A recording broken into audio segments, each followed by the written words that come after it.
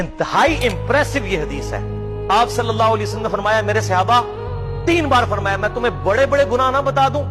Number 1 اللہ کے ساتھ شرک کرنا، سب کو پتا ہے. نمبر 2 ماں باپ کی نافرمانی کرنا، سب کو پتا ہے.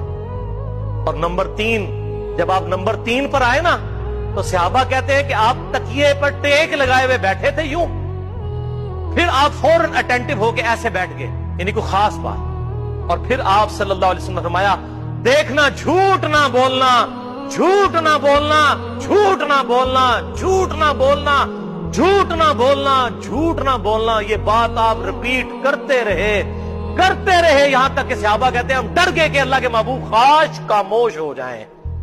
اور جھوٹ کتنا عام ہے، جھوٹے بہانے کتنے عام ہیں. حتیٰ کہ مذاق میں بھی جھوٹ بولا جائے تو وہ بھی دوزخ میں لے جانے والا کام ہے. لوگ کہتے ہیں میں مذاق بولیا سی، اپریل فول منایا سی.